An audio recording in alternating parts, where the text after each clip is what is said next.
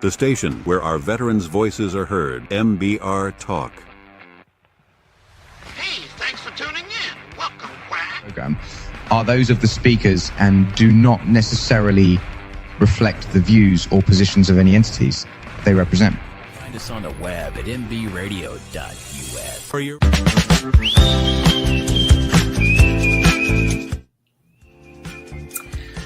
Hi, folks.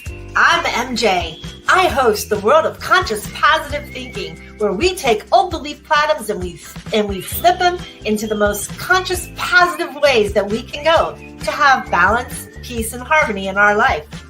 So what are you doing with those old belief patterns and the old belief systems that you really don't believe in anymore, but you're told to do it? Well, we're going to flip them right here on the World of Conscious Positive Thinking, right here on our beautiful mbradio.us.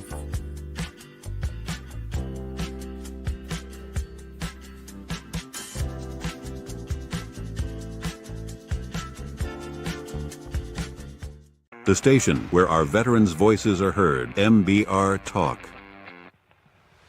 Hey, thanks for tuning in. Welcome, Quack. Program are those of the speakers and do not necessarily reflect the views or positions of any entities they represent. The web at mbradio.us. Hey, good morning on this Monday morning, June the 23rd, right here on mbradio.us. I am MJ with the World of Conscious Positive Thinking. Woo, we've had a lot of thinking this weekend. I know everybody's chattering like monkeys out there. However, I want every single person to close your eyes and look around afterwards. Close them. Close those eyes. Take a big old deep breath. Wow, you're still here. Damn, you're still here. You're not injured. You're not hurt. You're not dead, but you're still here. What's that mean? That means whatever you were thinking, whatever that ego, whatever that judgment's going on in that head, take it right out, sir, ma'am. Take it out. Because we're not at war. We have strength. We have strength to show. It is somebody saying, I am telling you to stop. And they don't. That's an authoritative, I'm giving you a warning. Stop. However, with the chatter monkeys out there, I understand you have to express your feelings.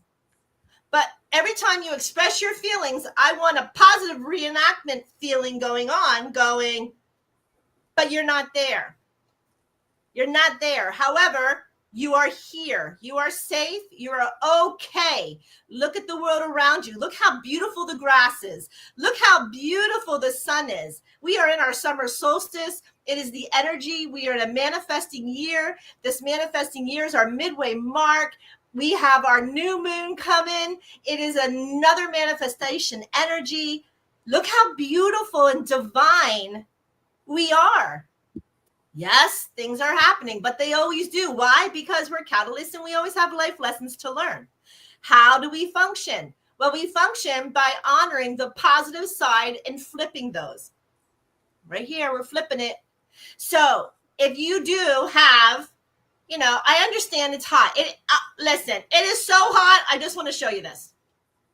Check on your friend who have naturally curly hair in this heat, because we are not okay. Do you understand? We are not okay. I'm just saying we're not. Now I just showed you behind my scenes because I had to show you my crazy hair. That's right. You can flatten it all you want, but whoop, it's going to go right up in this humidity, and it's okay because we got little bandies that we put on our hair. That's right. Or it could be like Jewel, and he'll take the weave off. It's a little too hot for Jewel. Anyhow. We have an exciting show. We have a beautiful guest today. Her name is Jemma Lopez. I call her my personal doc. She is so insightful. She brings just another dimension of healing with so many different certs, so many different certificates, so many different healing modalities that you're in awe. And you're not only in awe, you're like in awe of her beauty. First when you see her, and then you're in awe because you're like, my gosh, She is so extremely, in my thought and in my impression, and others too, just a beautiful healing by touch. And you just know you're going to feel better. You just know, because that's the energy that she gives off. It is such a positive, uplifting energy. And she is physical therapy. However, don't even look at that, because she can see right through you and she can see exactly what's going on. I'm going to give you a little story. My husband, he was a charter boat. He was normally private and did a lot of tournaments. But think about how that tower has to climb, right? And so here's the boat, right? This is what he did. Right? And you people who fish, you get it. This is what happens. So his hips are doing this since he was 12, and probably before that in his own personal boats, not on the charters, not on the paid boats, right? Of course, he was born, not me, but he was in Miami. So that constant moving of those hips, and it's ironic.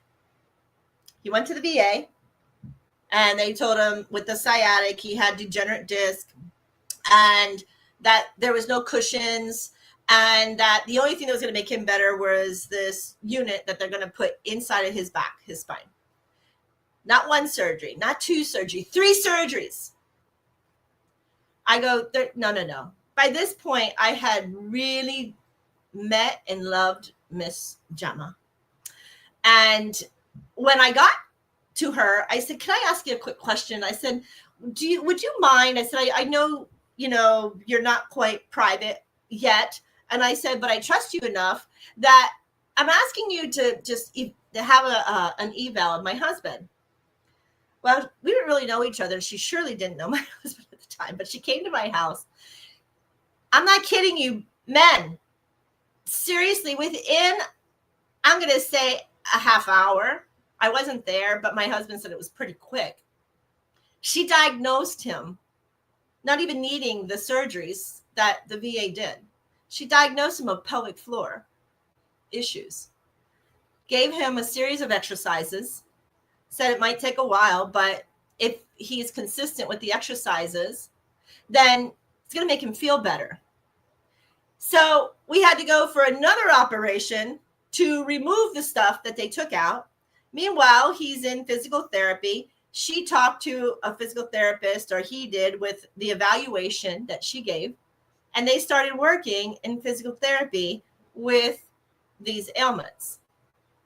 I asked her, would it work? Well, I shouldn't even have asked if it would have worked, but I said, I'm going to look now at the right frequencies. And I had been plugging in what the VA said, but it wasn't helping. The minute I started plugging in the frequencies for his pelvic floor issues and his sciatic, it made like this whole big difference in the world into his healing process. So between Jemma's beautiful X-ray eyes and her eval and her stuff compounding with the exercises and Rife, this man was painless in 10 days, painless. And every day that pain went down and down and down. She is, on my side, women's side, she specializes in oncology for bilateral mastectomies. I am a survivor of bilateral mastectomy cancers. And one of my complications are my central nervous system. My nerve endings are not really good. That was from the military. I don't have very good nerve endings. So the scar tissues, when it happened, my nerves just started curling up, creating something called a neuroma. I had 13 of them, 13 neuromas. I went to Jemma and asked her about them. And she did these massages and she goes, you can do it this way. You can have them removed. I said, I do not want to go under a knife. I don't want to go under anesthesia. I don't want to do this. I don't want to go under that. I want to try to do this homeopathically. I want to try to do it as alternative.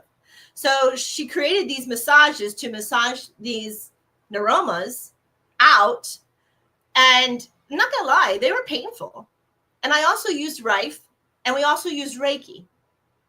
These 3 modalities, out of 13, I only have 3 left. There's 3.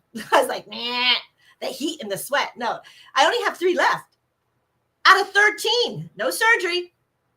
Again, I spied Jemma to the rescue. She is beyond. As a healer, we know that we're not here to heal every single person. We're here to help assist to heal the person, right? Doctors included, nurses, right? When you are a service to others, especially as a healer, we give the modalities. It's up to you and your mind frame and how your physiologies and your mechanics can all assist in helping. But it's up here that we got to get it straight. And our body will respond. And she brings that to fruition every damn time. I'm not kidding. She works on beyond. I mean, she works on cosmetic surgeries, people who have it. And here's the thing, when you do these things like oncology, I never had to go through physical therapy. The VA never put me through it, which was the worst thing in the world, because that's why I got a lot of the scar tissue. They have to go through these therapeutic areas in order to release these things. I had a couple of patients that I knew was completely, no matter how I tried to remove anything metaphysically, no matter how I tried with right frequencies, still needed the mechanics of the physical body in order to move. I have sent several of my customers or my clients to her for further healing, especially down there in Miami, which is where she's at. And her story is amazing. The triumphs, the tribulations, the awareness, going through her own, just her own journey. It's just incredible. So if you're sitting there wondering if you have pain somewhere, but you're not in pain, I'm talking directly to those right now who the frequency or the vibrations of Earth, especially through the bombings, especially through Mount Kilauea, who is erupting, the earthquakes, these are lower vibrational frequencies. These frequencies are going to end up having a displacement on our own energy. And you compound it with the energies above going through the full moon. That was rough. That full moon was rough on a lot of people. And we need to be aware of energies at all time. If we start to feel ourselves being depressed, or we start to feel ourselves being out of sorts and being depressed, we need to ground back in, right? Ground back into earth tone, ground back into unconditional love, ground back into solfeggios. If you don't have another way of using audio pipe frequencies or right frequencies, do yourself a favor. Look up solfeggios, right? S-O-F-F. Solfeg. Come on, MJ. S-O-F-F-I-E-G-A. No, G-I-O. I'll figure it out. I'll put it up there. But anyway, wherever Jewel is. Jewel, Batcave. I need solfeggios. Send me the word solfeggio in the Batcave there. And then I'll put it up online, or you can post it up online. What is solfeggio frequencies? These are frequencies that go by emotional or go by physical decoding. They are knowing now that sound frequency is another modality of therapies in all of us. So when you get yourself down, especially right now, the earth is feeling the shakes and the shivers. So we compound it, and we remember, the more you can stay calm in the chaos is the higher vibration you seek. So no matter what's going on around you, you always stay within a positive frame of mind. It's not that we are burying it. It is that we are understanding it, and we refuse to give it any type of our energy. It's the same as illness. So now that I just spoke my japper off for 15 minutes, we're going to go to commercial. When we go to commercial, we'll bring you the interview of the week, and we'll bring the beautiful Miss Jemma on board, and we're going to find out who she is, where she's from, get her back end story, and then go into beautiful discussions of how each and every one of us can handle and hold this beautifulness. And there it is. That's right. The 9 solfeggio frequencies, 174 hertz, foundation and pain relief. Okay, so we're going to copy all this, Sir Joel. And we're going to put it in our comments. Here we go, folks. If you don't know about them, we're going to paste it. Here it is. My boy found it. So it goes through different, you can even look up any type of hertz system of emotional decoding that you're going through, and I encourage you to use it. It is probably one of the best things that you can do for yourself. The only thing you got to do is just lay down quietly and try to go within. Put an eye mask on if you have to. Make sure you're nice and comfortable and allow the music to work for you. The best time is to get binary headsets. Why? Because your brain works in harmony in a binary system, right? That's why you have the right, left of the brain, the thoracic and the spiritual sides of the brain that kind of work. So instead of tapping the solfeggio, you put them on and it'll balance throughout the brain that chemistry of the frequency that you're looking for. It's amazing how it works. Plants respond by it, humans respond by it, and the fairy world responds by it, which is the dog, cat, animal world. They all respond by music. If you don't believe me, try it on your own pets. If you see them acting up, they'll be right there, and they'll be right there to help you and gather whatever information that you need. All right? So, mbrradio.us. I'm MJ of the World of Conscious Positive Thinking. We're going to go to our first song of the day, and I'm going to pick Cynthia Rausch, Coming Home. I kind of felt right now with a lot of people who were trapped over there, they're coming home. We've been releasing them from hostages situations. We've been picking up and finding those who are missing and figure out where they are. So I thought it would be a really nice thing to do today. So here we go. Cynthia.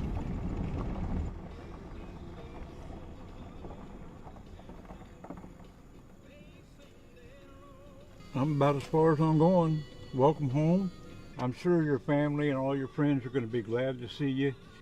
Thank you, sir.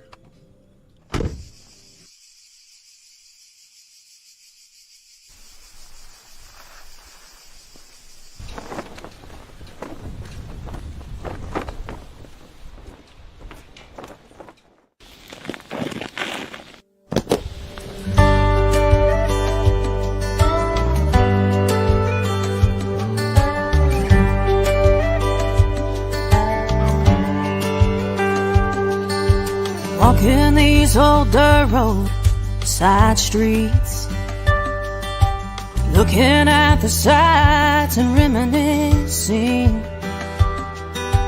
wondering what's changed since I've been gone. I'm coming home.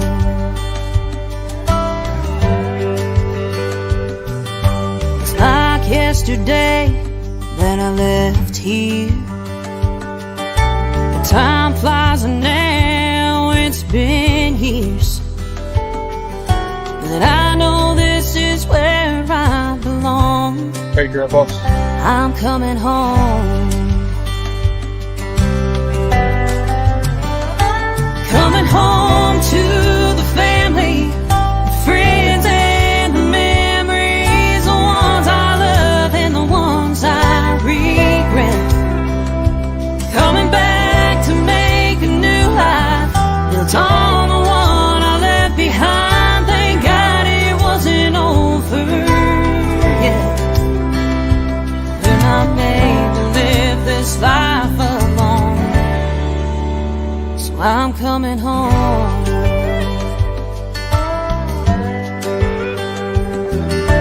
Fear almost stopped me from returning. Thought others won't forgive the bridges burning, but I'm planning to rebuild what is gone now that I'm home.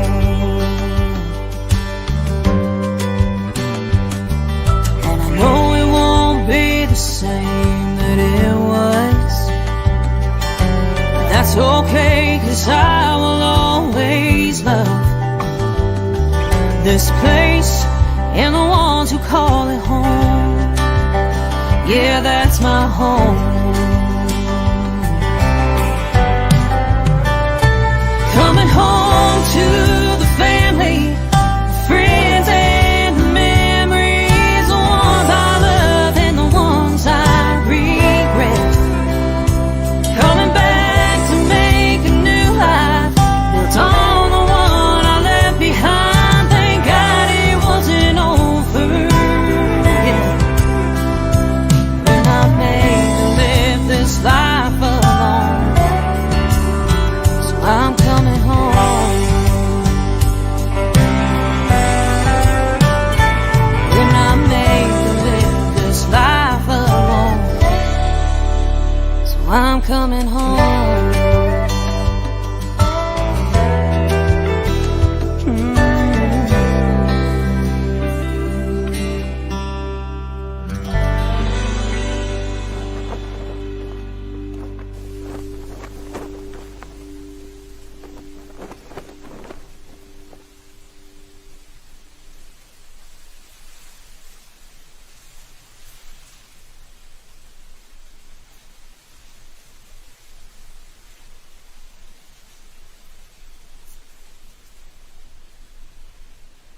The station where our veterans' voices are heard. MBR Talk.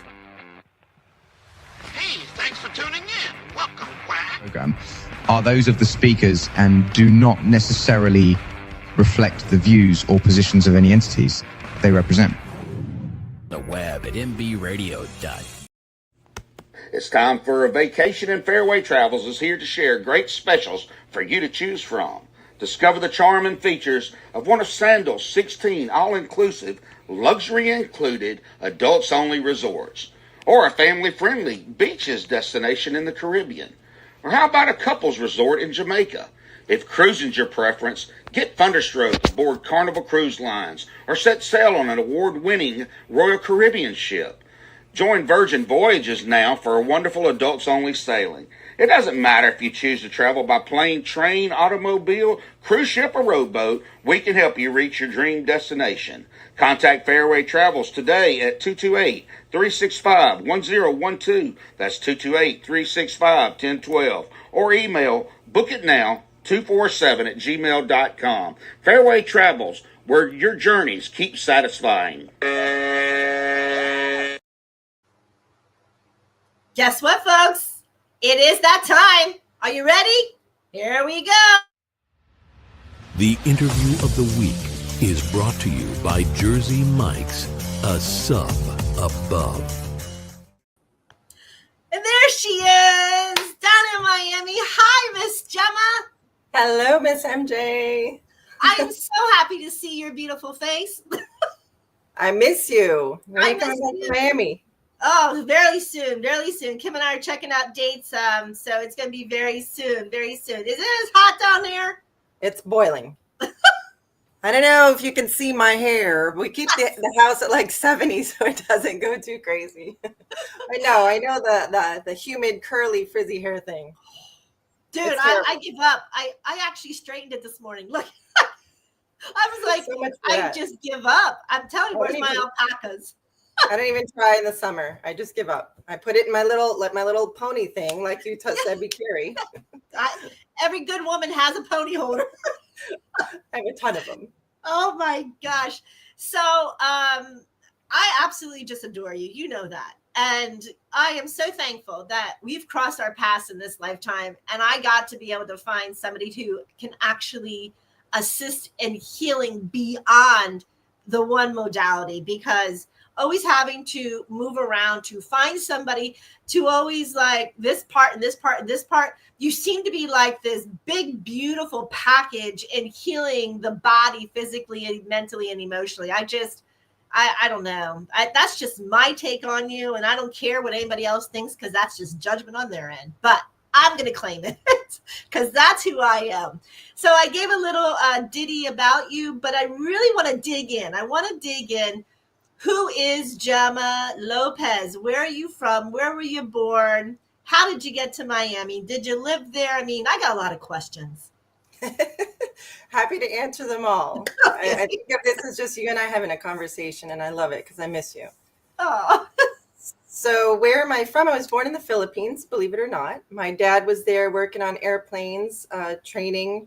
My mom was a secretary for the airline that he was working with. And voila, here I am. Of There course, you I are. came to the United States at the age of 3.5.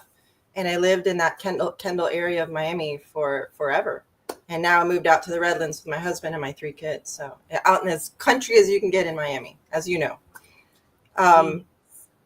Go ahead, sorry.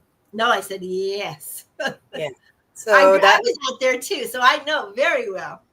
well, this is kind of nice out here because it's country-ish, and you get Yeah. away from the big city, which I lived in for most of my life. So I need Yeah. it was too much energetically for me, and that's why I moved out here, sort of to the country, the nature, the trees, the animals. We have chickens, we have the whole 9 yards. So I love it. I love the EIEIEIO. So then, so you were basically went through school in Kendall. So you graduated. Did you stay in the Miami area for school? I stayed in the Miami area my whole life. The only time I've ever been out of the Miami area is to travel. That's it, which we love to do. Yes. But this is my home base and has been since I moved here in 76. So I've been And here you forever. went to college there as well. Yeah, so I started off in Miami-Dade. I earned an associate in science degree in physical therapy. So I was an assistant for about 25 years. About 20 years into it, I decided I wanted to go back to grad school. So it's crazy. I had 3 little kids, made a huge change in career. It was a total leap of faith, let me tell you. And 3 years full-time grad school, I had to quit my job, take care of a family and all that good stuff. And I survived. That's all I can tell you. Sometimes I wonder how I did it because, you know, with 3 young kids in school, I did pick up work on the weekends once I could. It was a challenge, but it took a village to do it. I had the help of my mom, my husband, my sisters, and, you know, that's what it's all about. The village. Amen. Right? Exactly. Takes a village to raise a kid these days. No, I'm a big kid. I'm only 52. So I'm a really big kid. I need help. But you got through it. That's the power within us. It's the power within the eye. It's in the power within what is it that you want. And when you want something, you are like, you manifested it. No matter how long it took, you know it wasn't going to last forever. So we took the burden on in order to achieve the manifestation that we wanted or desired most. And you can be unstoppable when you get to that point. And that was me. Exactly. So let's talk about your training. So you went back into grad school and then you got your is it called a doctorate? I'm sorry. Okay. So then you got your doctorate through physical therapy. So in those areas, what kind of physical therapy did you specialize in, or were you targeted in where you worked? It's funny because all of my career, I worked in orthopedics, back injuries, shoulder injuries, knee injuries. And while I was in grad school, they do expose you to pediatrics, you know, rehab, neurological stuff. And so my last rotation, they wanted to put me in what they called a hybrid. So I would do orthopedic, but then I would also do oncology and lymphedema. I knew absolutely nothing about it.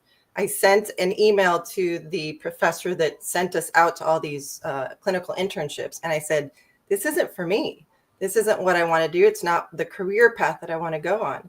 And I still remember Dr. Muñecas told me, Jemma, you need to put another tool in your toolbox. Just go there, open-minded, and get whatever you can from this experience. And I said, okay, you know, God's leading me here for whatever reason.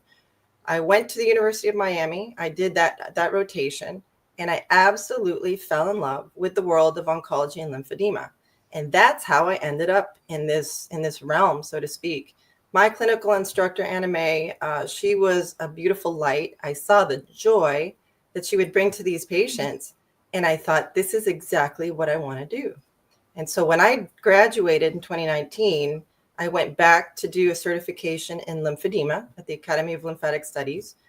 Because lymphedema is a secondary effect of cancer, many times through radiation, when they take out lymph nodes, surgery.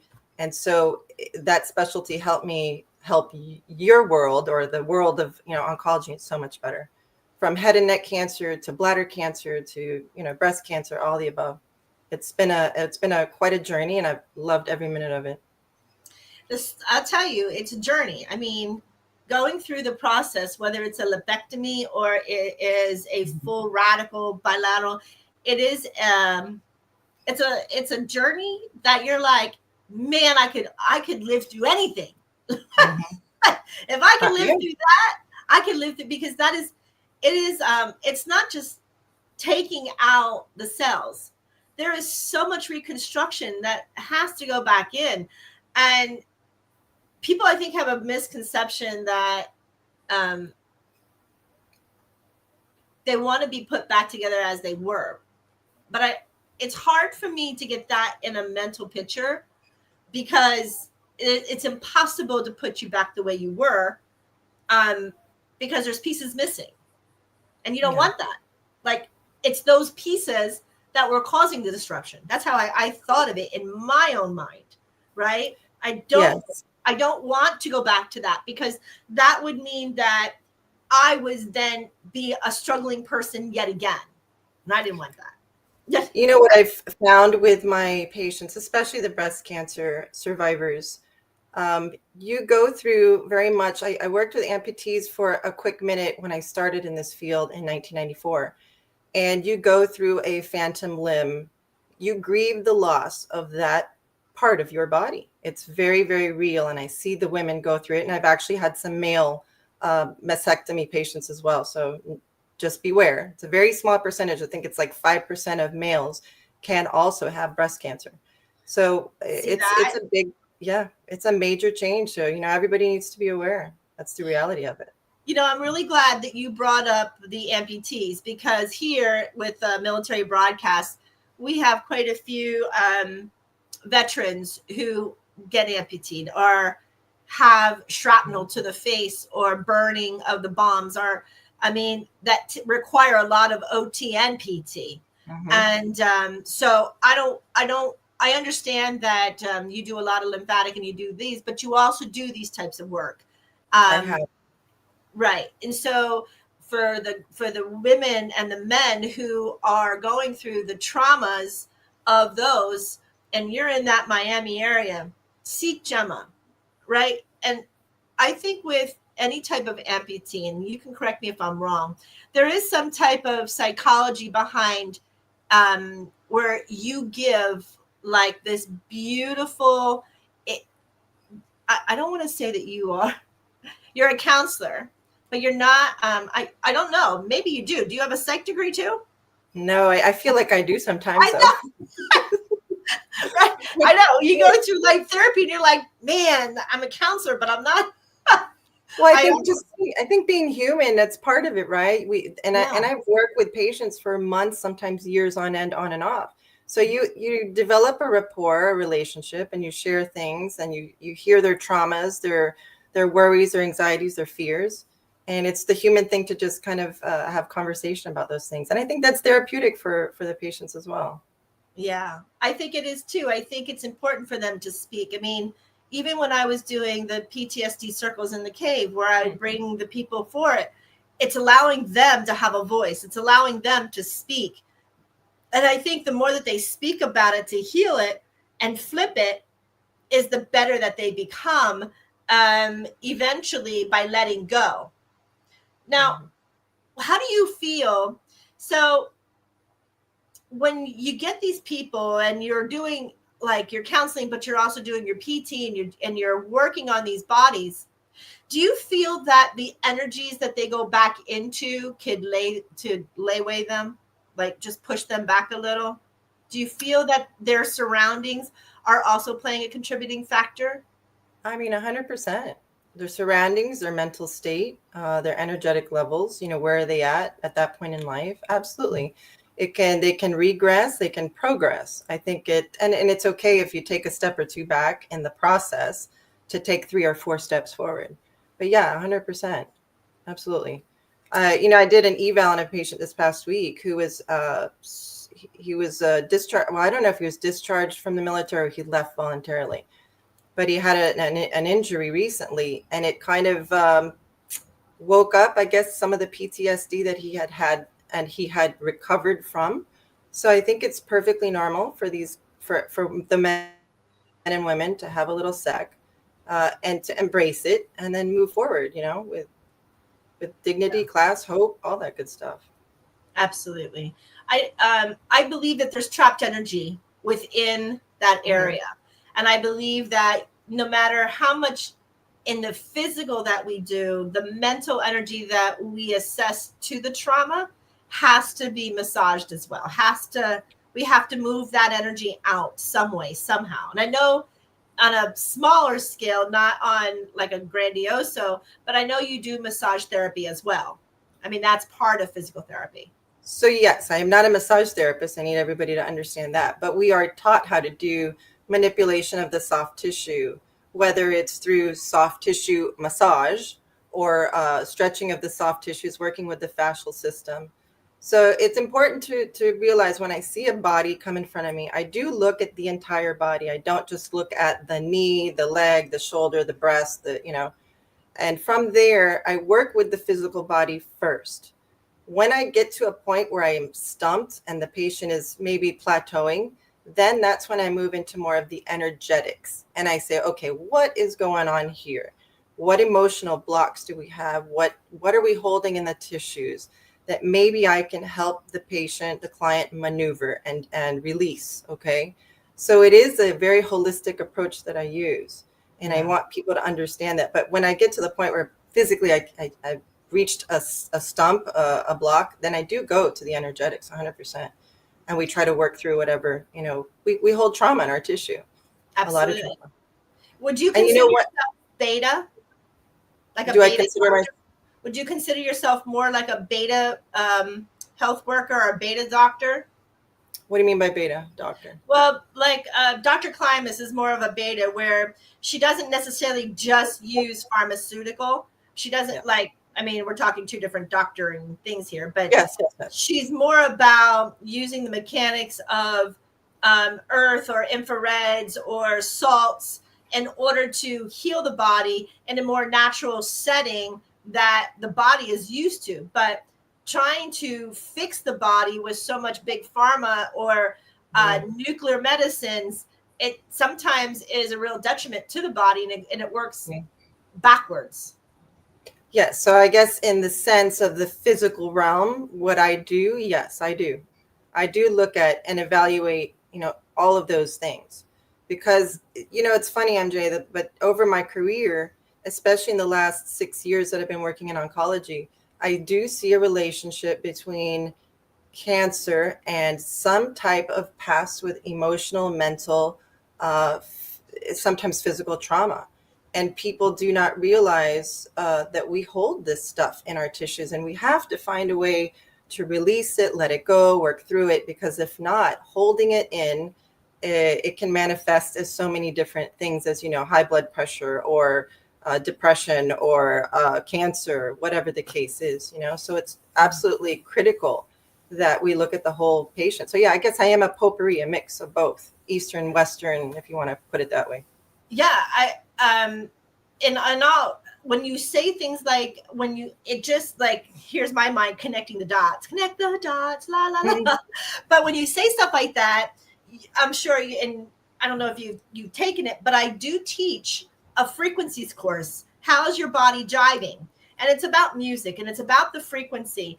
And when your core frequency, when your body core frequency is 48 hertz or lower, that's the time. And when I see as a healer that I see the people, they're cancer cells, they are of some dying organism or disease that will take the body down because your body core frequency is under 48 hertz.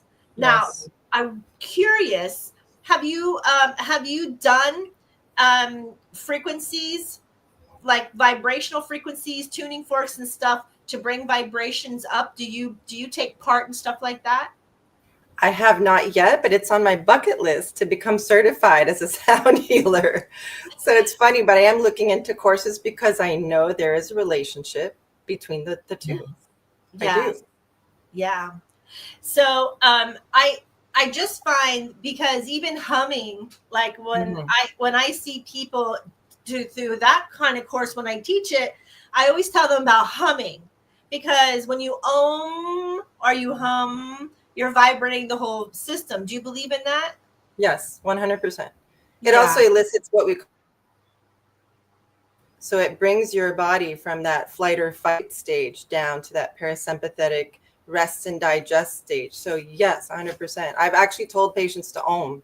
Just sit there and ohm. Find whatever frequency works for you. Just do it, and it has a way of bringing down that your system.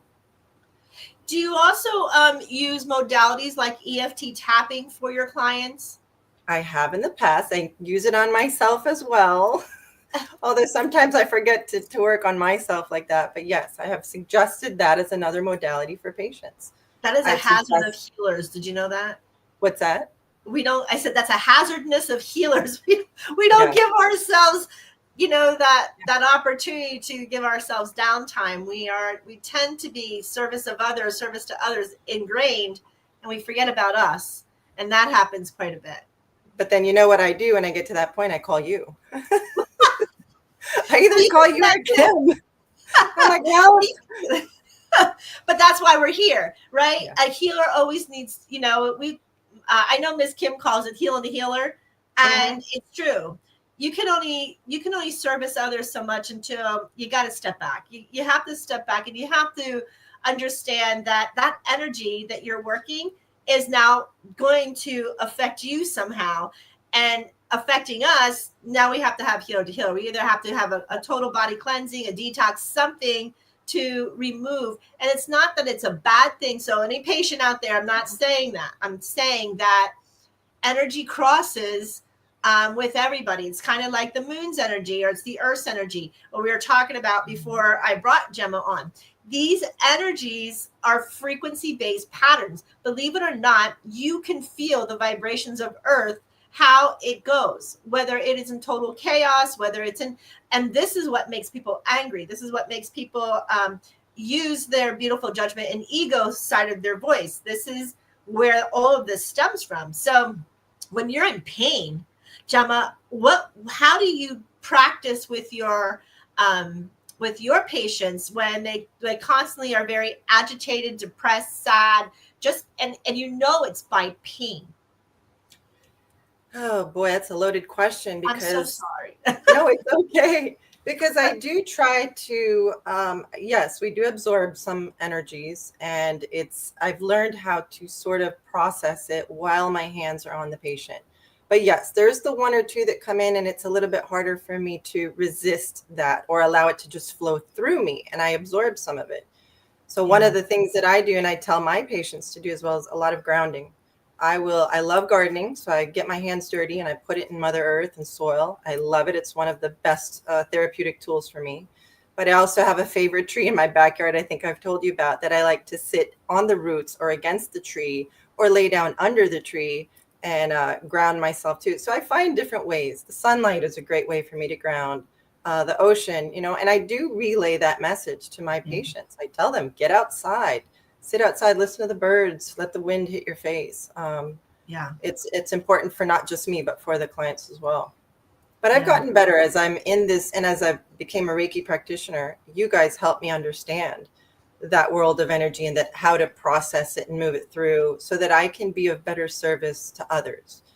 Because I did hit a wall years back, working in a room for 11 hours a day under fluorescent lighting, no windows. Working in the oncology realm, it got a little bit to be too much, which is why I seeked out your professional, help as well. And I'm so grateful to you and Kimmy for that. Well, we love you. We think that you are just one beautiful angel that walks to heal people. So we're really happy to have met you, and our energies yet again met in this beautiful state. And glad we found each other. We're going to go to a break because I'm at that mark. So I think what we're going to do is take a little break. We're going to go, and this reminds me, her name is Jess Muse. She is active duty. She is in the military, and the name is Because You Love Me.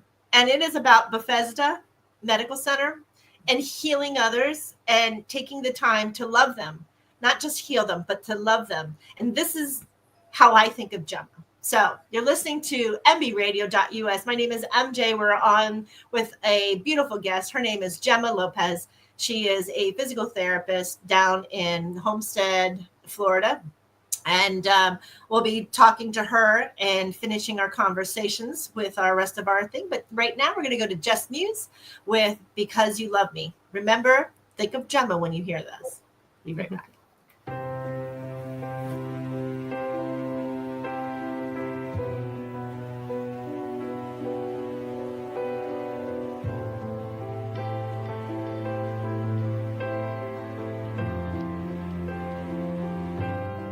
I wouldn't be here if not for your faith, if not for your love, if not for your saving grace. I'd be a loner, forgotten and small, climbing a mountain that's too big and too tall. But because you love me, because you care, I can do anything, anytime, anyhow, anywhere. Because you love me, because you're there, I am unstoppable, undeterred. I have heard an answered prayer. Because you love me,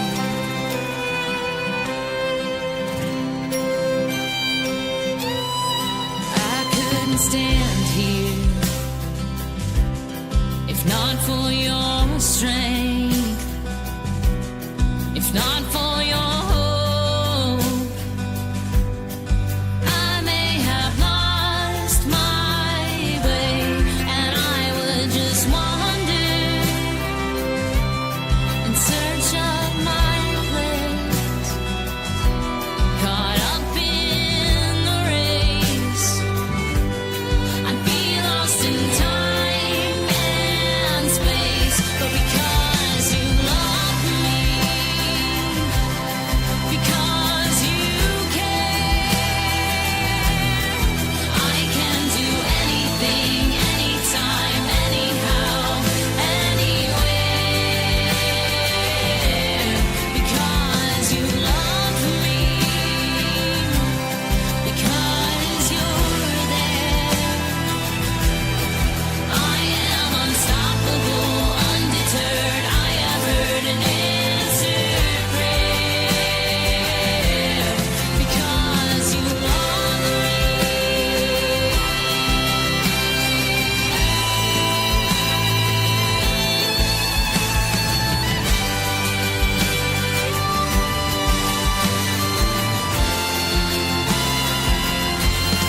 because you love me, because you care, I can do anything, anytime, anyhow, anywhere. Because you love me, because you're there, I am unstoppable, undeterred. I have heard an answered prayer. Because you love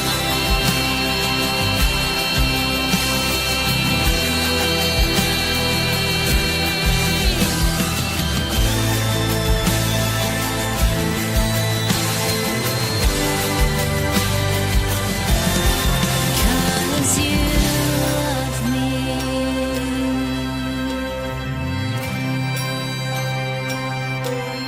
Because you love me.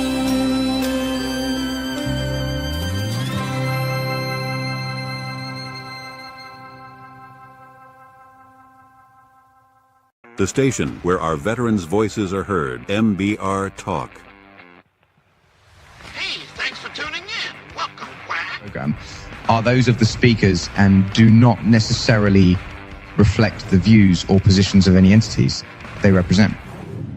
The web at mbradio.net. There we come back. Man, that song, it is like humbling. It is every time I hear it, I smile. I smile with such humility and grace and thankfulness to know that there are so many people, including our military. They fight for your freedom. Our healers fight for your health. Do you understand? It's just like one big round robin. And to actually bring and bridge so many things to be so beautiful and so close and so healing. That song, though, it can emotionally get to us, but I think it emotionally gets to us because of humility with grace. And I think it's like, thank you. It is an answer to the prayer. And that's all these people are looking for is help. And when you can help in such a way to put a smile on any face that has agony, pain, suffering, or sadness, God love you. Keep doing what you're doing, because if nobody else sees it, that man upstairs sees it. And that's all that matters, right? You see it and that man sees it. And that divine of God will just vibrate you to the epitome of such a pillar in society that sooner or later, those around you are going to be in awe of how much you actually care because you do love them. That's why I played that song for Miss Jemma. So, Thank you. there you have You know, it. it brings I think it sets off something inside of me just because of gratitude. Yes. And I think it's more of a gratitude thing, like, God, you picked me to do this for others. But in the same realm, I get back from the people that I work with. So it is this beautiful flow of give and receive. And I absolutely love what I do. I've done it now for 30 plus years, and I'm going to continue. I'm not going anywhere. And the more that I learn, the more, I can offer other people. And it's just beautiful. It's beautiful. I believe that to be so true. I honestly, Jemma, I think the world is just an oyster and you're the pearl. Honestly, I've never seen somebody with the ability to, I said it, you're like an x-ray machine going, yep, it's right there. I'm like, oh my God, yeah, that's it. So, it's funny because you and I have talked before in the past, and I've told you that my hands are kind of like, it's like they're reading Braille. When I work on a body, I can focus where I'm looking at you, but I'm not looking at you. And I can feel the tissues, whatever's underneath, heat, and I can kind of, it sort of, I don't know, moves me in the direction of where I need to go. And sometimes just because your symptom is a shoulder or an arm, it doesn't necessarily mean that that's where the dysfunction is. So it's really looking deeper. And I'm just so grateful for what I do. I am. What a gift. What a beautiful gift. A gift to humankind and a gift to bridge. I'm in awe. So I want to dig further. Okay. So when you're working and people are emotional, let's talk the emotional side of healing. When they get into these emotional drifts, where we were talking before break, is there any physical thing that one could do? Just pick a finger, maybe, because more people get their fingers hurt, I think. So is there anything that for that emotional pain, breath work maybe, or massage it maybe, or how do we interact? Does reflexology work? And do you use reflexology to try to maintain that? Can we discuss that a little bit? Yeah, so it's funny because as soon as you said breath work, when you're asking the question, the first thing I always teach my patients is how to breathe. A lot of people don't know how to breathe. Just regular deep breathing, okay? Because that can, again, we talked about that fight or flight level of living that we all live in, and we have to bring the system down in order for healing to, occur. So yes, if they have pain in an area, whether it's a finger, an arm, or whatever, I do teach them to breathe into that area as I'm working on it. So I have them send nice oxygenated blood flow to the area, and I energetically work there, or I manipulate with my hands, soft tissue work, whatever the case is. Another thing I'll do is I'll have them use colors. I'll have them visualize certain colors, or, because colors are also frequencies. So if it's a healing, if I'm working on somebody who's got a lot of resentment and anger, and there's a liver issue, both in the physical realm and energetically, then I have them push the color green to help with healing. So there's different things that I will do. Sometimes it's movement. I have them move. And sometimes they move just subconsciously. Their bodies dictate what it needs to do to unwind, so to speak. I do a lot of work with the fascia system now. And as we are unwinding the fascia system, it gets so bound down through physical or emotional trauma. As I am releasing it, then you'll see them move an arm a certain way, or they start tremoring in another part of your body. It's very interesting how the body works. And then so I will incorporate the breath work, the light work, whatever I'm called to have them do at that time. That is so awesome. So let me ask you, so when people go to you, like, I'm gonna pick on Miss Kim, my sister. So she had a frozen shoulder. Our calcium blew up, I guess, inside the shoulder, and they sent her to physical therapy in New Jersey. And she's been going to physical therapy, but she said after like the first, 2 weeks with using right frequencies and using her modalities plus going to PT, she goes, I'm good. But she still goes. So because they have given her X amount of times to go to PT, so she still works on it. The limits of PT on an injury. What is the longevity? If somebody is feeling good, like I think I have 5 people in my realm right now who are all into a physical therapy situation for a knee, a shoulder, a hip, something. But they claim they're like, I don't know why I'm going. I feel good. It doesn't even bother me anymore. What do you say to people who don't do the 6 weeks or the 8 weeks and they kind of stop because they feel good? That's just a number that doctors love to give. It's an average, but realistically, if I can get a patient to 100% in 5 sessions or 90% or whatever, I don't keep seeing them unless they want to come see me. Especially if they're a patient who's paying cash, I don't, my thing. If they want to come back or they need a refresher or a maintenance, then they'll come back. But yeah, if you can resolve the issue within 4, 5, 6 sessions, then there's really no need to come back. I think patients stay because maybe part of it is fear that it's going to come back again or it's going to get worse. But I try to kind of calm their fears. Right. Yeah, right. But no, there's no need. If you can get fixed in 6 sessions and the doctor orders 12, you don't have to stay around. Right. Yeah. Well, it's funny. 2 or 3 of them I hear are going, you know what? I'm just going to go because I'm still going. But yet you hear them rumbling, like a farmer friend up here. He's like, I got to go. I don't know. He goes, I don't care. I don't have pain, but they have me scheduled. And I was like, well, you should talk to your therapist. And I go, if you truly don't believe you need it, I go, because there's something keeping you there. So what is it? Emotional support? Is it, that type of physical support that you don't think you can do this at home on your own? What is keeping you attached? That's a big subject right there, because there are many patients, clients that feel, I want to say, an emotional attachment. It's like I guess having a crutch maybe. And they feel like they don't want to let go of that connection, that bond. And we are in a field of making people feel better.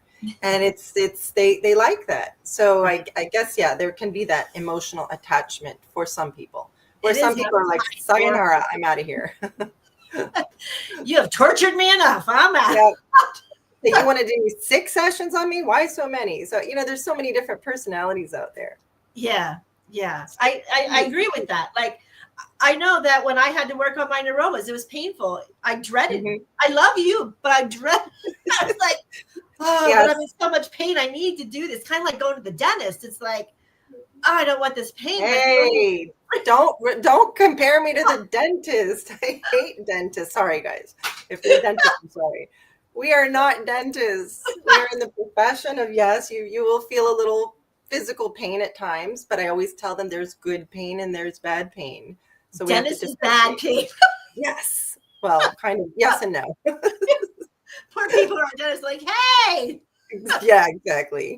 Poor Sorry, guys that's and girls. trauma from the 70s dentistry. Same here. I'm traumatized because I had so many cavities as a kid, but we digress. Cavities, no Novocaine. It's just, woo, that's another show. That's another emotional show. But okay, so now we're talking about other different doctors or professions. So do you see the same as like, and I'm privy to it because I could take my blood pressure at my house and it's always like 117 over 72. Like it's decent. I get there, it's like 125 over 80. I'm like, Or okay, more. that's white coat. That's called white coat something. Mhm. Yeah, that white coat syndrome. Yeah, you're right. Do And you there have are that? absolutely, because there's such a stigma. Like the old PT was, no pain, no gain. And I've even had ex-military come in and say to my face, no pain, no gain. And I'm like, well, yeah, but no. Pain is good, but pain can be a guide as to are we doing something right or are we doing something wrong? There's bad pain and good pain. So yes, you're right about that. I love that. And I love because I can't even imagine the reconstruction, especially from the burn, like the bomb burns of the face or the body. I think, and I'm going to make you giggle here, but something I remember as a child, I think I had to be in 8th or 9th grade. I was a candy striper. And my mom was, I think she was hell bent on me to be like this physical therapist because somehow in candy striping, I always found myself in the PT department. The worst cries that I ever heard were from the burn side. Oh yeah, no, that's terrible. I looked at my mom. I go, I'm not sure I could do that. I'm not. And the guy who was there, his name was Fosnut, and we call him Fozzie. And he went to school with my brother. And so it was kind of like being able to associate somebody doing a job. But as a child, I remembered that. And I remembered the horror. And I remember like going, God love the people who knows that it has to be done and understand that empathy has to stay aside. And that's hard. I think that's very difficult. Especially somebody who is so with modality healer like yourself. Do you feel that way with stuff like that? Yep. Or how do you remove yourself from stuff like that? By not going into the burn unit area. Oh, I can't. So when I first came out in the field in '94 and I worked in a rehab center, physical rehabilitation center, I worked on spinal cord injuries, amputees, burn victims. We did it all back then as physical therapists. Now you kind of have more specialties, just like I think medicine as well, doctors. So now you have therapists who work strictly with burns, therapists who work strictly with brain injuries or whatnot. And that's how I can't, there's no way. I did it for 1 year. And we had a lineman, for instance, who was electrocuted and it went through both hands and through the head and face. And it was not pleasant for obviously the patient, but I realized very quickly it was an area of therapy that I did not want to go into. It takes somebody extremely special to do that work. It really does. It's just not the caring and the love and the healing that they can give without the empathy. That's an incredible task. There is a point where you have to learn how to sort of block that because I am very empathic. Yeah. And I sometimes when a patient is, expressing their pain and they're crying, or I sometimes get hit with that cord and I have to put a block up. It's very important for me to do that. Those diamonds, they always want to come. Those diamonds. But that is, how can you not feel empathy for that pain? That is a lot of pain and I'm just talking because I'm here on MBR, but I understand there's more first responders, especially my firefighter friends who are first responders, the police who go in those burning buildings. Mm-hmm. My God, I'm like my heart when I see, and even when I burn a little blister on my own finger, I'm thinking I'm dying. I burned my finger. I can't even imagine being tortured at the stake when they would burn people at the stake. I can't. That has to be the most horrific death because you burn from the insides as well, and it just, yeah. I didn't mean to bring that up. That's depressing, but I can't, and I know that's part of physical therapy and OT. And Because nursing. because doesn't the skin or something have to? What is it? The collagen, is it the collagen in the skin that makes it elasticity? And it just depends on how deep the burns are. What level are they at? And when you get all the way down to the meat underneath your muscle, your fascia, the nerve endings, everything suffers, and it's very painful. And so they do get a lot of scar tissue with burns. And there's a whole other world and realm medically. They can release the fascia and all that, but it's very complicated and painful. For our brothers, and so we're gonna step away from the burn unit. I want to go to the amputees. So, can you describe for the viewers who are either the amputees who haven't gone into PT yet, or those who are caregivers to people who are amputees, how what's the process to go into physical therapy to get them up on those prosthetics? How far do they have to heal surgically? Like, what is the prep for that, if any? So, MJ, you're asking me a question in a field that I really don't work in anymore. I mean, it was like 30 years ago that I did that. But there is a process that they have to go through with just healing the surgery, first of all. That's first and foremost. That incision has got to heal before they can actually start putting weight through. I'll have to refer you to one of my friends who does work in that realm. No, maybe. I'm sorry. I thought when we talked about it, you could give a dynamic for some of these veterans who are going through the process. Oh, it's in 30 years that I worked on it. So sorry. No. Okay. And there's always information out there for people. Definitely, but it is a process. It takes many, many months to eventually get on a prosthetic and start moving. It is possible, though. There's people that run marathons and whatnot with these prosthetics. So it's pretty amazing what they've come to now. Absolutely.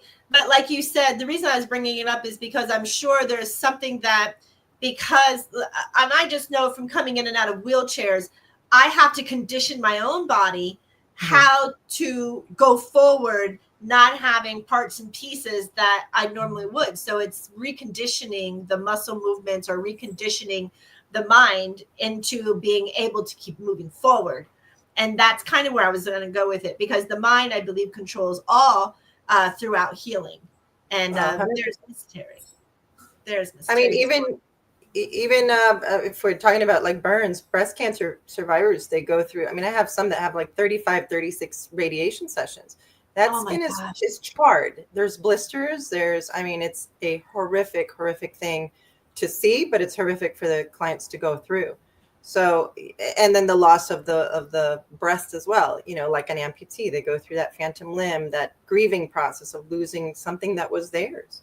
I had a patient. I still get those phantom pains every once in a while. And I'm 2010, so I'm 15 years out. Is that still plausible? Very much so. Yeah. How does that go away if it's phantom? I don't know that it necessarily does. I had a patient the other day that was telling me she's probably about 14 years out of her mastectomy. And she says when she gets cold, and not to get into detail, but she says she still feels her nipple, but there's no breast, and she still feels it. So it's 14 years out. I don't know if that ever goes away. For some people, I imagine it does, and for a few that are a little bit more on the sensitive side, maybe it stays with them forever. I think it's a joke within, because I have to find a way to laugh. I have to find a way to smile through it. So up here in Pennsylvania, that was a comment. It's funny you said that, because I go, babe, I'm so cold, my nipples are hard. And exactly. Right. And he'll look at me and he'll go, I see that. Let's go inside. Like he'll just play, and it basically is what it is, right? Yeah. But when she told me that, I was like, wow, this is crazy, all these years later. And how many years has it been for you? About 15 now. Okay, well, there you go. I had 2000 and September 2009 is when they removed it and put the bracers in. And by 2011, I was completely, I was done with the reconstruction side. But in 2012, they had to do, okay, when they say that we're going to, what's the word I have to think of it. They used a word, but it's basically liposuction. Shape. They're going to shape it. Yeah. That was 2012. We're just going to shape it now. Not to worry. That hurt worse, I think, than the whole just removing of the breast. And I was like, never again. I don't know who does stuff like this, but I can't do it. I can't.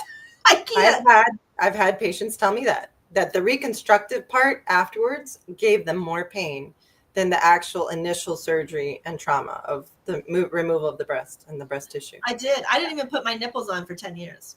Yep. I've only been with nipple on the mastectomy for about 5 years. And it was like, I could never understand it. In fact, I went through a lot of emotion because I would see women who would get breast lifts, not an issue. And I'm thinking to myself, why would you do that? Why would you manipulate? Like, I'm thinking of the pain that I am in. And I'm thinking, these people, and the one girl, I was going through it. I literally had bars in my chest. And this waitress, I'll never forget her, came over in Homestead. She goes, oh my God, you're so lucky. She goes, I go tomorrow. She goes to get my money makers. Oh, wow. Talk different about perspective. Right. Yeah. And I'm like, I literally had to drop my head. And I had to breathe because I wanted to punch her.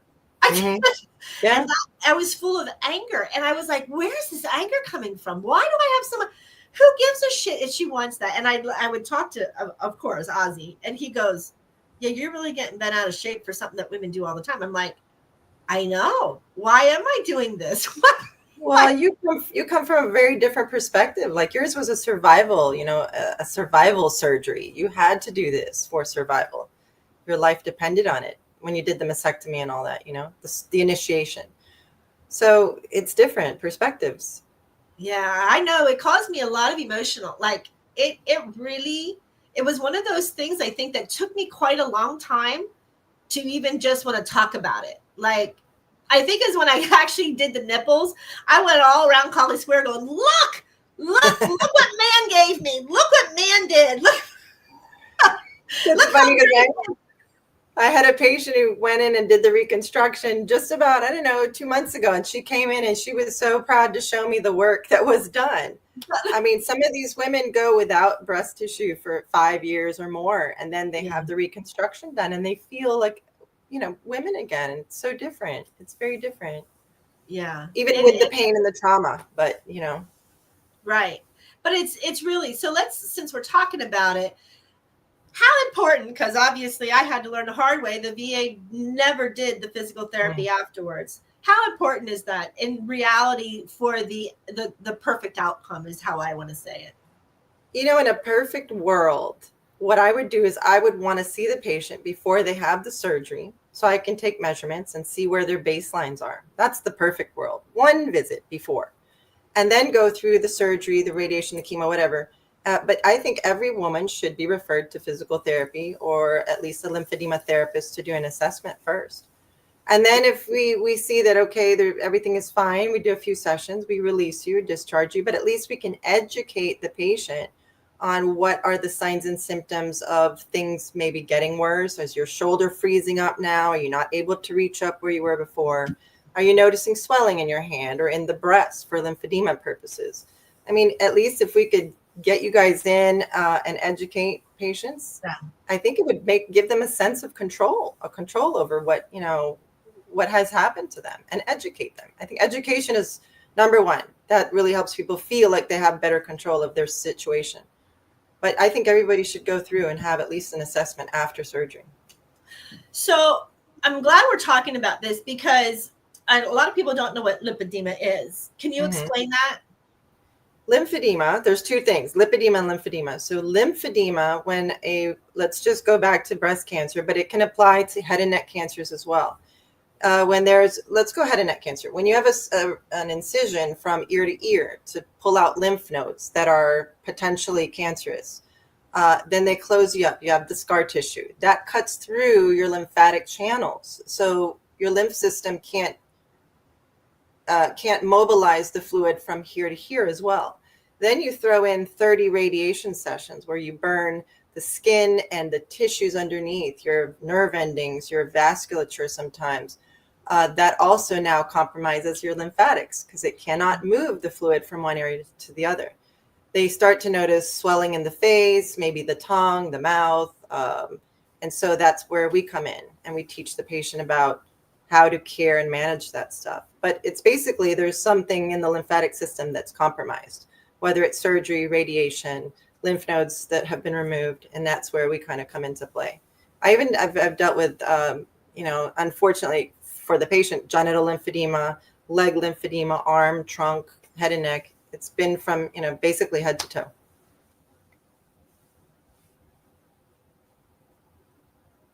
Uh-oh, where's MJ?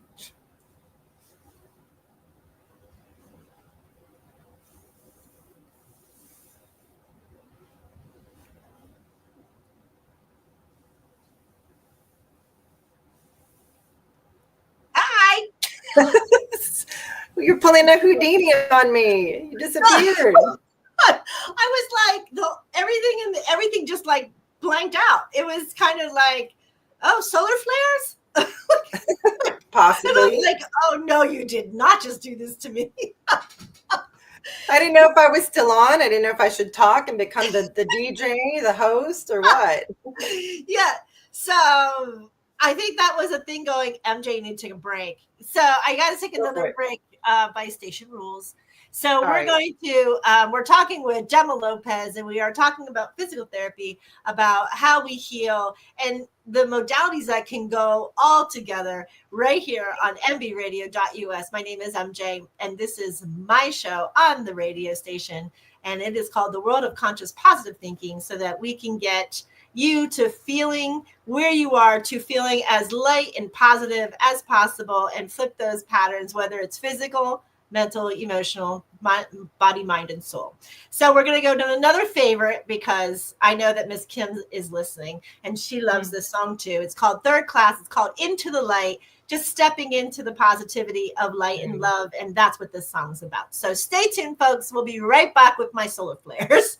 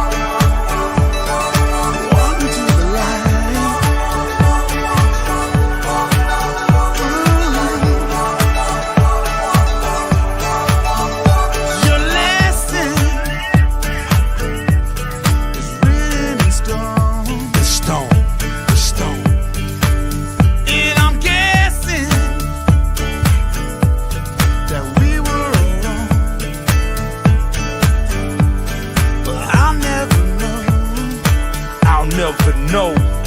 Yeah, I never know. I said that I'll never know until I walk into the light.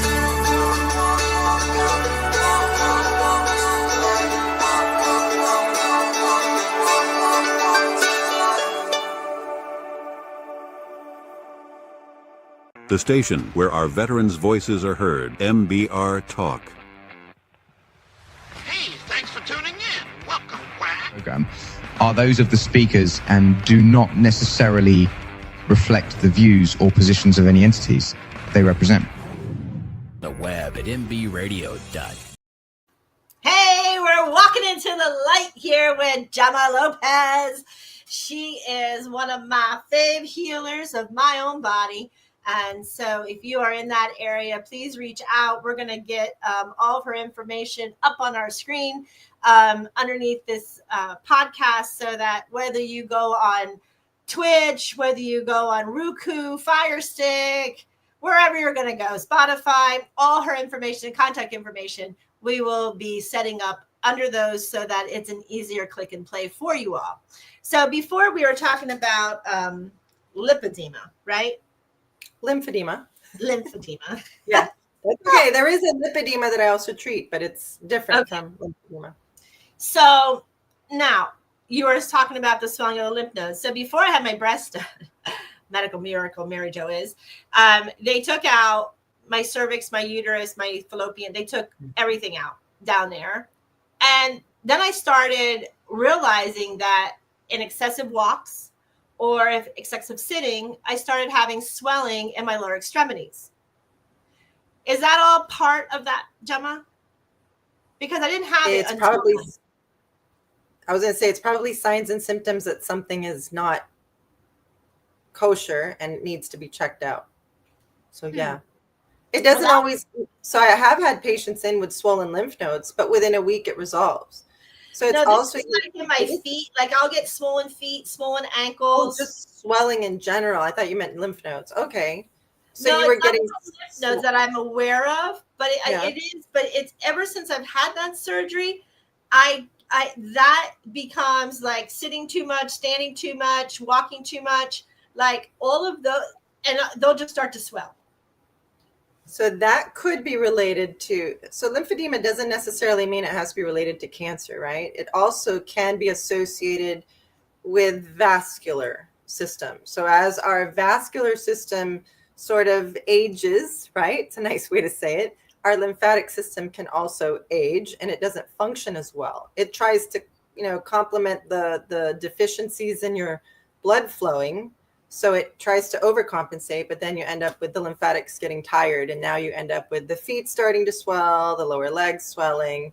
But it could be related more to just the vasculature kind of not functioning at 100% anymore, rather than it being the history of cancer. So I was only 32 years old. And I remember after healing and getting out of the wheelchairs, because obviously I'm a double complication here, but that's when I started realizing that swelling. But when I would, I'd Reiki it, and then I'd put my feet up, I'd pack them, and then it would go away, and I wouldn't have another issue, because I am not somebody who either sits, like I'm never a prolonged sitter, prolonged stand. I'm just not. I get up and move. And it doesn't really happen unless I'm on long road trips. Now I find it when I'm on long road trips, I find it. My hiking boots, when I tie them tight, I don't really see it. I see it more in my calves and my shins. So I'm just curious. It wasn't an anomaly because they knew that it was seeded with cancer cells, but it hadn't it was almost like a preventative, right? I'm going to say that because I didn't need chemo. I didn't need radio. I didn't need anything. They gave me something called Xeloda, and they just removed everything. Yeah. So I'm like, even if you don't have an oncology issue, that there still could be these problems with these surgeries. That's 100%. Yes, absolutely. And surgery can contribute to the dysfunction of your lymphatic system too. But keep in mind, your lymphatic system is part of your immune system, and we can have blockages in our immune system. So in our lymphatic system. So then in that case, you can go see a massage therapist who is a licensed lymphatic, I don't want to say, they're certified to do lymphatic massage on a healthy system. So that would be one alternative too, to go get a lymphatic massage by a licensed massage therapist to help, So if we don't know the reason, would it be better to come to a licensed physical therapist practitioner for them to advise than to go to somebody? You're good to see a certified lymphedema therapist. So anybody that has a CLT behind their name, that means they've done the rigorous training. And it is a lot of training, let me tell you. So it can be an occupational therapy, a physical therapist, a speech therapist, and even licensed massage therapists can have that CLT behind it. So as long as they have that, you can go get an assessment. But if something really concerns you and you're not on top of that, you're feeling fatigue, you're feeling pain, so many other symptoms, I would go see your doctor at that point. Huh. But if you've done one or two lymphatic massages and you're still not feeling progress.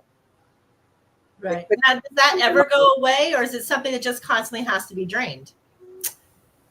If it is a compromised lymphatic system, it's probably something that you're going to have to manage and keep from progressing, because there are stages of lymphedema. And if you don't stay in that stage 1 phase where, like you say, you go to bed or you raise up your legs the next morning look great, that would be considered, stage 1. You're in the early stages. But if you go to bed and your feet still wake up swollen, then you've now progressed into stage 2. So then you can use compression socks, elevate your legs, use a pump, get lymphatic massages. But there's got to be a reason behind why it's happening. Something's causing the dysfunction. Is it more like a blockage, or more like it's too thin now with the surgeries, it can't get through? I mean, all the above. All the above.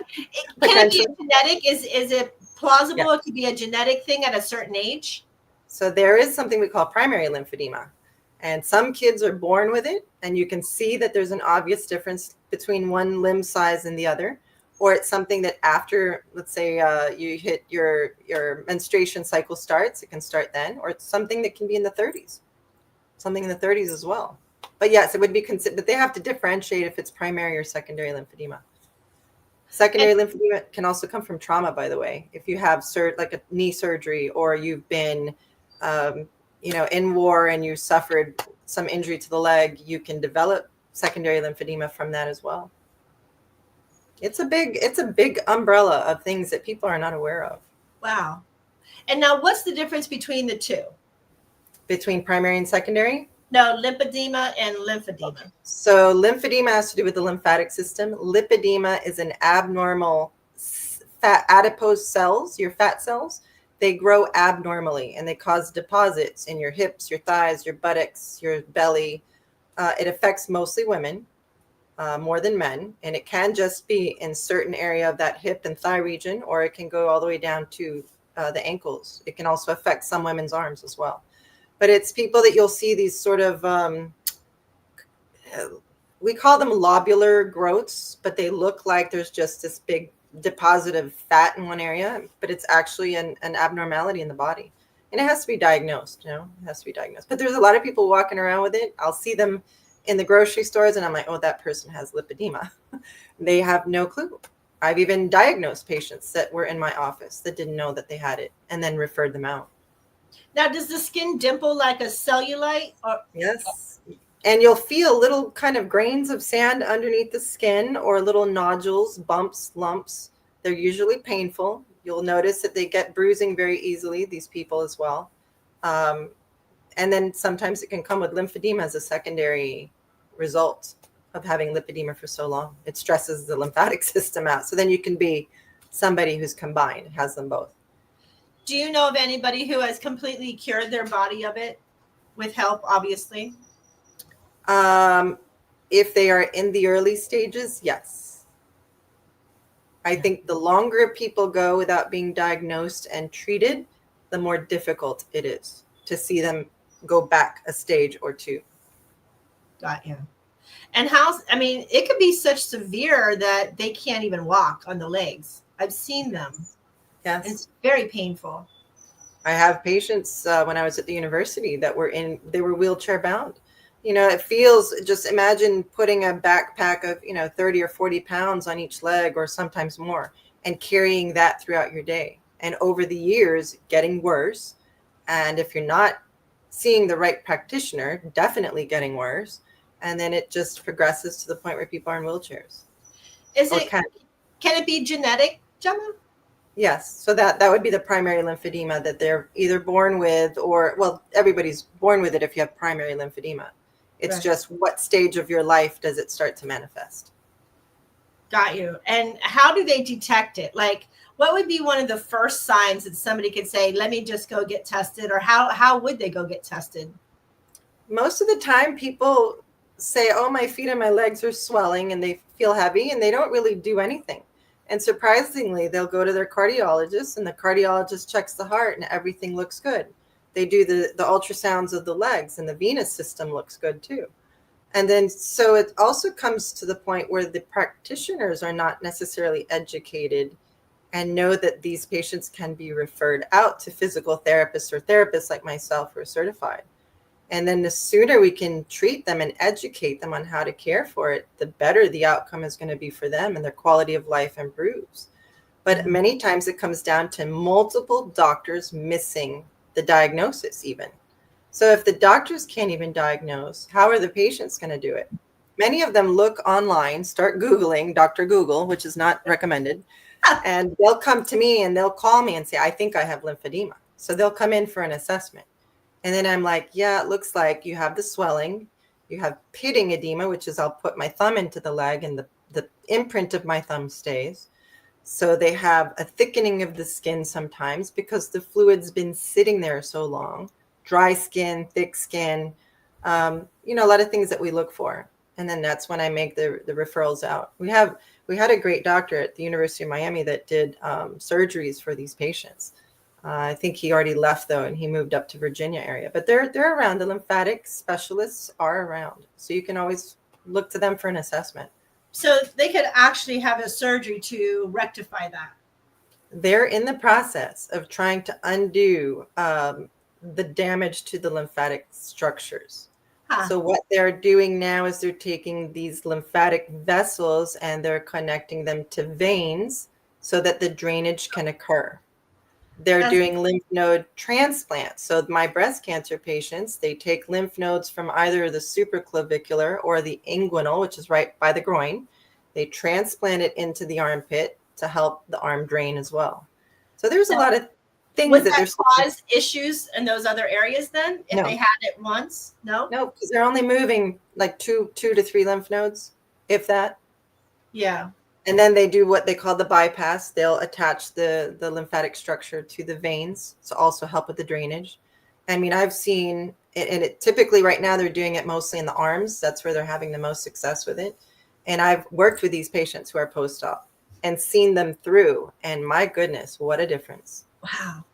Yeah. That's amazing. That's so amazing. It's crazy. Science is crazy. We're only starting to understand the lymphatics, and they're starting to do more and more research now. It's only like chapter 20. We're only in chapter 1. It's just the beginning. They're going to come up with better things in the future. I know it. So for those who have it, just be patient. Huh? I said, that even sounds amazing that they can do stuff like that. Mm-hmm. No, it's like a transplant. Yes, but it's very difficult. It's like a needle in a haystack to find people that do what I do with the CLT behind their name. And then to find that lymphatic specialist, the doctors who specialize in this stuff, it's very difficult. But you can go to the National Lymphedema Network, and there you can find practitioners of all kinds, whether it's PT, speech. I'm going to try to spell that because, I'm horrific. But if you put it in the chat, Jemma, I will make sure that it's underneath there, because that is really, really important. You see the people who walk around with their legs just completely inflamed or one arm inflamed, and you just want to so badly, get them to help them. There it is. Let me just kind of transfer this over. And, I don't need all of that. Hello. So, yeah.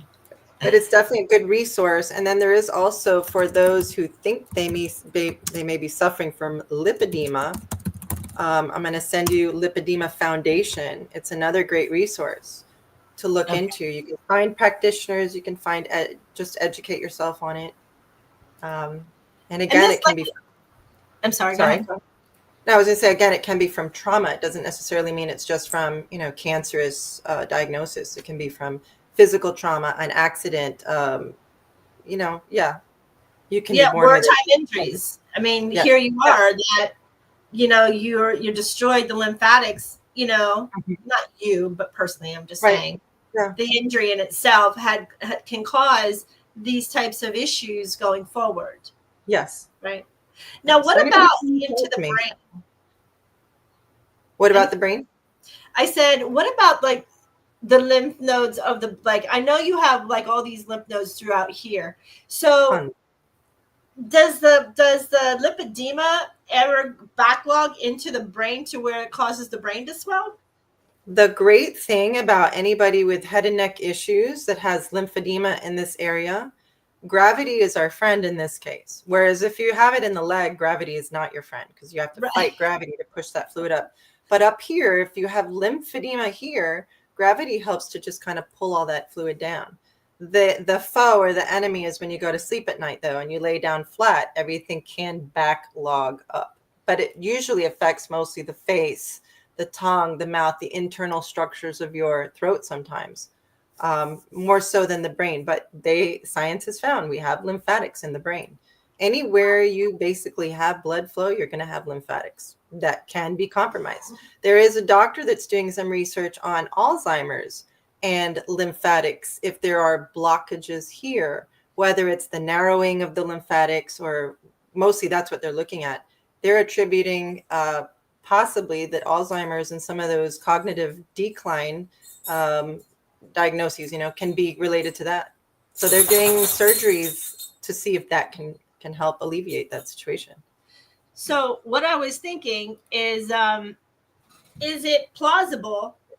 Like my mom had bleeding in the brain, and they actually had to do a cranectomy or whatever, where they put the holes to drain the brain. But she have a subdural hematoma.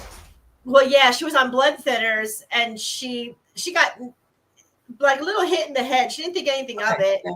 And then next thing you know, 3 weeks later, her brain was pushed like a TP, and there it was. And it was like the trauma was like 3 weeks prior to. But I'm questioning if they could get blocked, would they have to do the same thing? I mean, if that's severe? No, usually that's just related to the blood. There's a buildup of blood in the brain because of the hit, the fall and the hit. So it's what they usually call a subdural hematoma. And they do have to take a piece of the cranium off to relieve the pressure on the brain. And it typically manifests like 2 to 3 weeks after you start to see your loved one acting a little funny, or cognitively they're not where they were 3 weeks ago, and then they'll diagnose them with that bleed to the brain. And it's just a matter of removing that blood that coagulates around there, and then they close everything back up, and usually the function returns, like they return to normal again. But it doesn't typically affect the lymphatic swelling that we're talking about can happen going that reverse order. No, it wouldn't be from the lymphatics up. Typically that I know of, I've never seen that happen on anybody. Or heard of it happening. Got you. Other than like the Alzheimer's stuff that they're starting to relate to potentially, but not because of a backflow. Rather, there's not enough flow getting to the brain. Gotcha. Makes sense? Yeah, it does. But having any type of those cognitive functional, is therapy part of that? Any type of physical therapy part of that to increase endorphins, increase flow, increase anything like that to help? Is there any knowledge of that? Not that I know of at the moment. Not to say in the future that this won't be incorporated into their therapy and their rehab. But at the moment, no. But I think it's still such a new area of our field that there's not really a lot known about that yet. So my mom had to go back into physical therapy when she had it done. We had rehabilitation for probably about 30 days. We were in the rehabilitation center, and every day in the physical therapy department. So do you do things like those as well, or no? No. No, I didn't. I was just curious because that was swelling of the brain, and I'm thinking, is it plausible? And I mean, I don't know until I ask, right? Yeah, no, it's okay. And like I was saying before, that our therapy world has now all these little specialties. So if I get a patient with some kind of complaint like that, I'll typically say, you're going to be best in the hands of this therapist who specializes in that area. When I first went out in the field 30 years ago, we did everything. We did wound care. I even did wound care when I first came out, where now we have wound care specialists who do all that stuff. So it's but I will know my limitations, and I'll say, okay, I think you'll be best working with so-and-so, therapist. And that's also a good thing, to have a person that recognizes they have limitations, guys, Yeah. Everything has limitations. Has to, right? Yeah. Not has to, but it's made to. I think it's made to plateau us in a realm where then we can become experts within the plateau. Right. Like the functions. Yeah, absolutely. So I don't know what I missed between the two, because I know that people always ask about those two.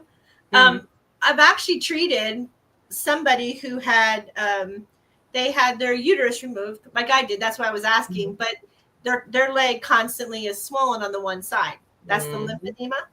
Yes. Okay. Yep. So this is the ones that she asked. I was actually treating her daughter who had 4-stage breast cancer. And the mom was taking care of like her own family and her kids. Like, she was just running herself ragged, and her leg was just getting bigger and bigger. I did tell her to come. I'm not going to tell your name online, but I did tell her to come to you. Hopefully she did. But I was treating her for a long time on the Rife, and she said that she has never seen her leg so small using the Rife frequency.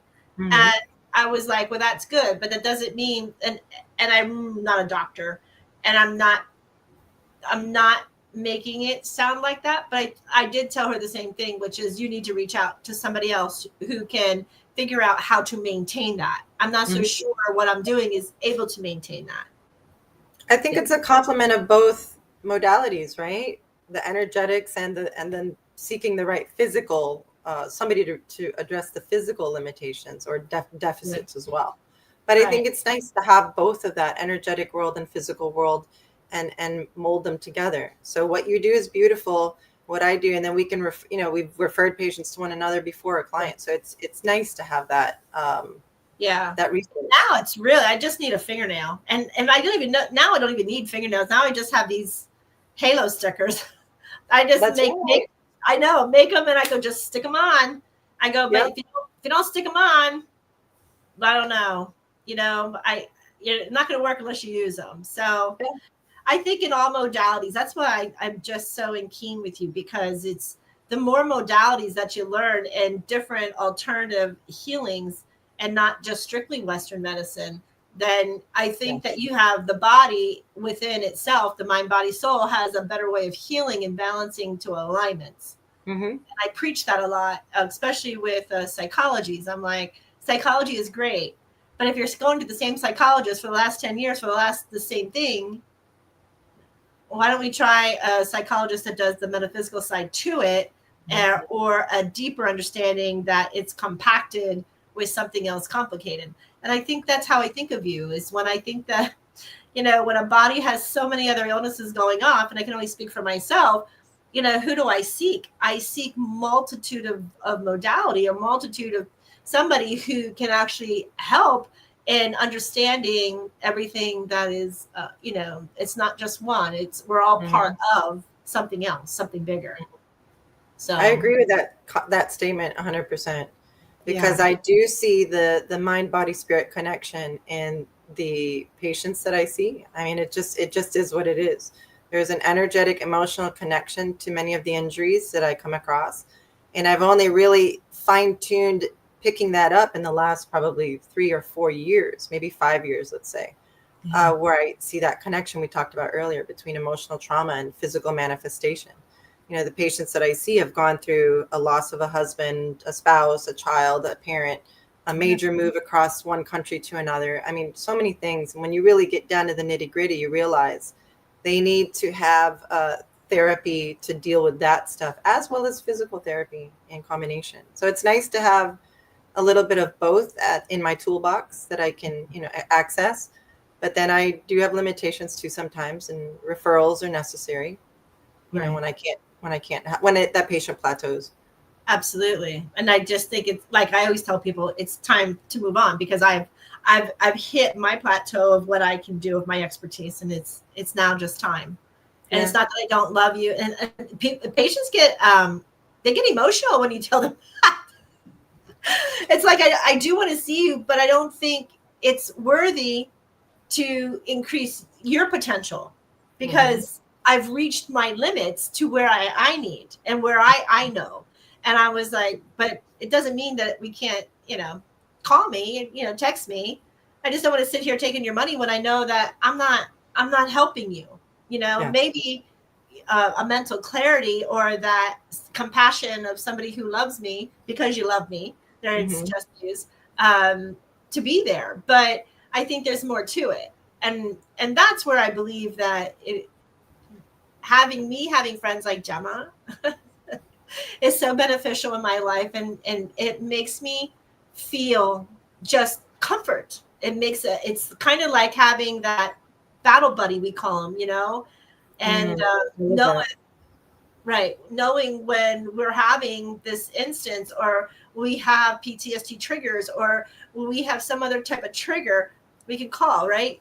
People in Alcoholics Anonymous have that trigger. Well, Jemma is that for me with my health, because if you know me, I don't like big pharma. I stay away from. I love Western medicine and the fact that it diagnoses me, and then I get to choose how I want to heal it. I get to choose if I want to use Eastern medicine, if I want to use alternative, if I want to use holistics or some other modality that's in the other categories, and I get to do that, and that is what I love. And I love that there's so many modalities that Jemma can actually help.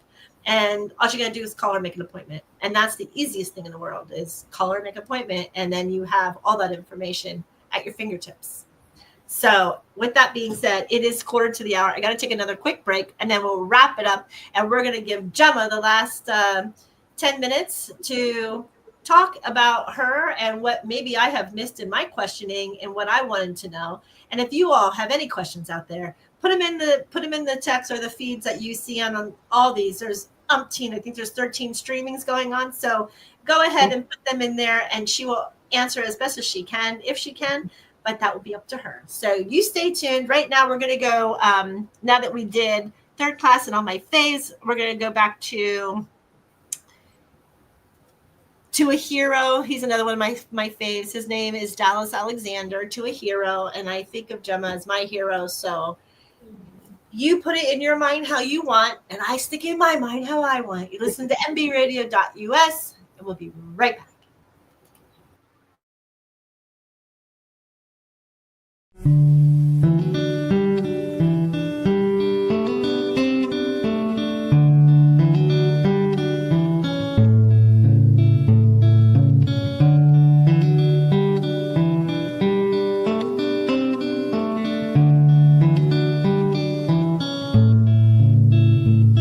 To a hero, I say, I hope to see you again on some sunny day. And to a hero, and the love you left behind, I'll try my best to pass it on till the end of my time. And to a hero, you're gone, but I have no doubt that you have made it home.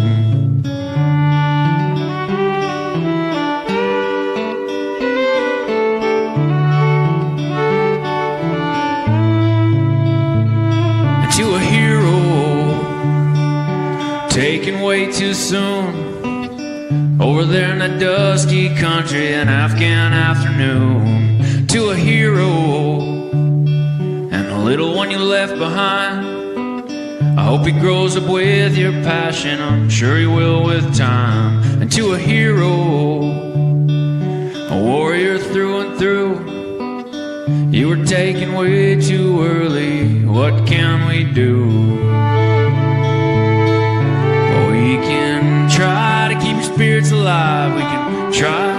to be nice. We can not take for granted all the beautiful things in our lives. We can be the change we want to see, and we can listen to the wind pass through the trees. We can speak the words we know are true for our heroes. This is what we can do.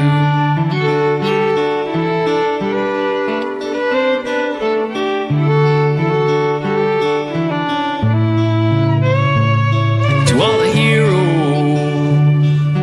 taken from our lives, at home or in those countries, fighting for what's right. Now we can do this for you and all your kin, and make this world a better place for your kids to grow up in. And we can try to be true, admit when we don't have a clue, and be there with the ones we love until our time is good and through. And we can be the change we want to see, and we can listen to the wind pass through the trees. We can speak the words we know are true for our heroes. This is what we can do.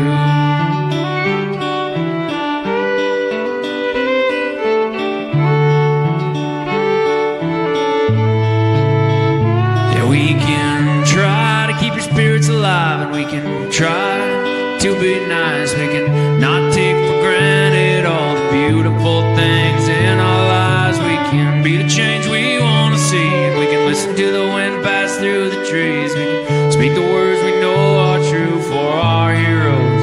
This is what we can do.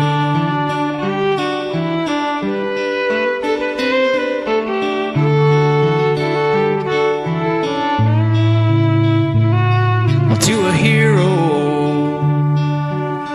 I say, I hope to see you again on some sunny day. All right, to a hero. The station where our veterans' voices are heard. MBR Talk. Hey, thanks for tuning in. Welcome, Quack. Program are those of the speakers and do not necessarily reflect the views or positions of any entities they represent. The web at mbradio.net. There we go. Dallas Alexander, to a hero. Welcome back. You're listening to the World of Conscious Positive Thinking. We're here with Jemma Lopez in our last few minutes here. Jemma, I probably missed some things that maybe I need to get out to the public, and maybe you know of those as well. So I'm going to give you the floor to describe your wellness center and your physical therapy center so that anybody within the area can reach out, from the Keys to Homestead to Cutler Ridge, on and on.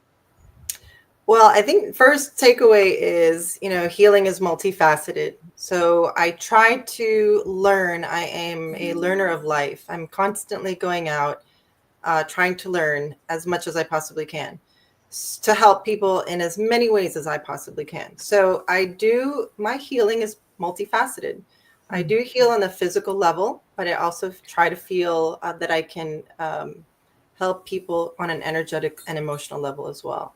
And let me tell you, you guys help me a lot as well. It's a give and take, and I am truly honored to be able to do what I do and to provide that service to people. If I am limited, I will do referrals out. So please know that I don't think I'm this greatest, gift to God. I have limitations as well. That's and I know that, what's that? That's your thought. I think you are. It is. I mean, I'm a human being. Remember that. First and foremost, I'm still in 3D form most of the time. But I am in Homestead. I have seen patients from Marathon all the way up from Doral, Hialeah that come down Miami Beach. I have a client that MJ referred that lives on Miami Beach. So I do, I see whoever and whatever needs me. And I do specialize in oncology, outpatient oncology and lymphedema, but I also work in orthopedics, and I have for a very, very, very long time. So if you have any of those issues, pains, just come and see me, or just give me a call, reach out to me on social media, send me a message if you have a question, and we can figure out if I can help you or if you need a referral out. But I do cupping, laser, soft tissue release, myofascial, stretching, strengthening, Pilates. I'm also Pilates certified, so I do have a reformer in the office. Goodness, I don't know what else. I'm a Reiki practitioner. I'm also now getting into the John Barnes myofascial release, which is amazing, and I have more to go on. But I'm happy to be here to help you guys. So please reach out if you need me. There was a comment here from Todd C. Miller. Says, really enjoyed your guest, Dr. Jemma Lopez. Her expertise on traditional, non-traditional, holistic, and the blending of all of them was very interesting and thought-provoking. Having been through multiple orthopedic and joint replacement surgeries, it was an informative and thoughtful conversation that opens up different considerations for treatments and healings. This is a very great thing for those in need of treatments in many areas of trauma and correction and healing. I love Todd. Todd's been a friend for a very long time. There you go. There he is. Thank you, Todd.